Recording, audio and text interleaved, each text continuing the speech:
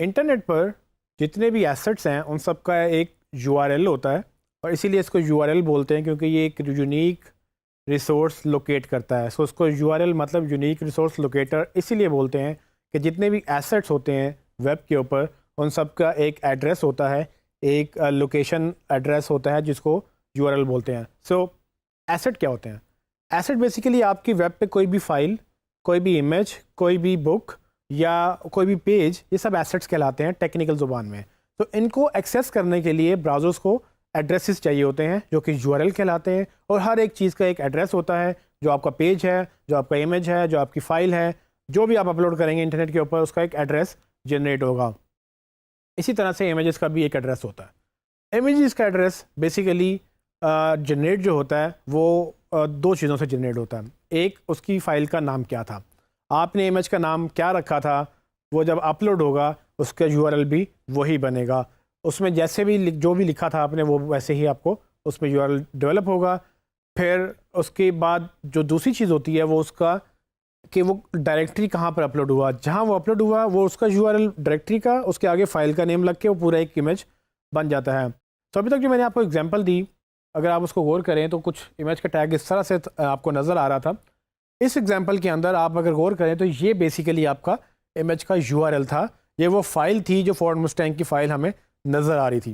तो आपकी फ़ाइल का यूआरएल कुछ इस तरह से होता है, जिसका मतलब ये कि example.com पे ये अपलोड हुई और उसके बाद उसमें जो आगे यूआरएल बन रहा है वो बेसिकली वो जो पार्ट है आखिर वाला वो ये आपका नाम है इमेज का। सो ये जो नाम है ये हमने डेस्कटॉप पे ही अपने सिस्टम पे ही पहले रख लिया था। जब मैंने अपलोड किया example.com पे तो इसका पूरा यूआरएल example.com/फाइल नेम बन गया। अब इस फाइल नेम में मैंने चूँकि एसईओ के लिए मैंने कीवर्ड रिसर्च की हुई थी तो मैंने उसमें वही नाम लिखे जो मैंने उस पेज पे जिसको ऑप्टिमाइज़ करना था, जो कि फोर्ड मुस्टैंग से रिलेटेड थे। आप इमेजिन करें कि अगर मैं फ़ाइल नेम ना रखूं या हम जो भी फ़ाइल नेम रखते हैं अगर वो कैमरा जो हम यूज़ करते हैं उसके मुताबिक रखें तो कुछ आपको इस तरह से फ़ाइल नेम जनरेट होते हैं। ये वो फ़ाइल नेम्स हैं जो आपके बाय डिफ़ॉल्ट कैमराज प्रिंट करते हैं आपके इमेजेस के ऊपर। अगर आप मोबाइल यूज़ कर रहे हैं या अगर आप DSLR या दूसरे ट्रेडिशनल कैमराज यूज़ कर रहे हैं तो आपके जितने भी इमेजेस होते हैं उनके ऊपर नंबर लगे हुए होते हैं। अगर वो नंबर लगेंगे कुछ इस तरह से नज़र आएगा। तो आप बताएं कि क्या आपको लगता है कि गूगल इसको देखकर ये बता सकता है कि उस इमेज के अंदर वो एक फोर्ड मुस्टैंग कार है जिसका कलर रेड है या कुछ भी? जी नहीं। सो बेसिकली यही प्रॉब्लम है जिसकी वजह से हमें ऑल टैग्स और जो दूसरी चीज़ें वो यूज़ करनी पड़ती हैं और उसमें फ़ाइल नेम बहुत इंपॉर्टेंट होता है। आप जो भी फ़ाइल बनाएं, जो अपलोड करें, उसको पहले रीनेम ज़रूर कर लें अपने कीवर्ड्स के साथ, ताकि आपको पता हो कि जब ये अपलोड होगा उसका जो सब कुछ है वो ऑप्टिमाइज्ड होगा।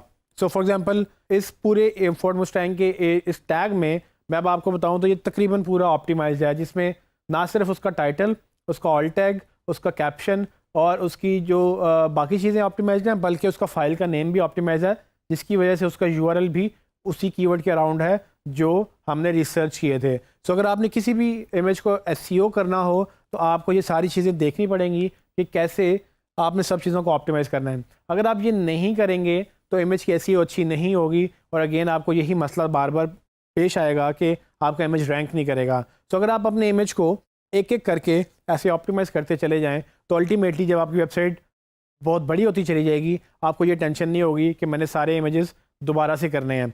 सो आपके इमेजेस ऑलरेडी ऑप्टिमाइज्ड होंगे।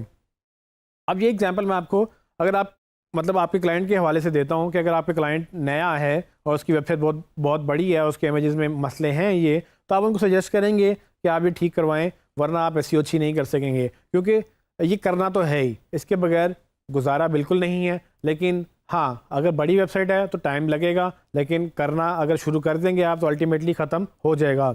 एक छोटी सी मैं आपको टिप दे सकता हूँ कि अगर आपने ये ऑप्टिमाइजेशन शुरू करनी है तो कोशिश करें कि टॉप पेजेस से शुरू करें, वो पेजेस जो ज़्यादा चलते हैं, वो पेजेस जिन पे ज़्यादा ट्रैफिक आती है, या वो पेजेस जो ज़्यादा इंपॉर्टेंट हैं जिनको आप बेचना जल्दी चाहते हैं। तो आप वहाँ से स्टार्ट करें और करते करते उन पेजेस पे चले जाएँ जो बिल्कुल इंपॉर्टेंट नहीं हैं लेकिन रखने ज़रूरी हैं। तो आप इस तरह से आसानी से अच्छी एसईओ जल्द से जल्द एक अच्छी एसईओ की तरफ चले जाएंगे जिसमें आपको इमेजेस काफ़ी हेल्प करेंगे।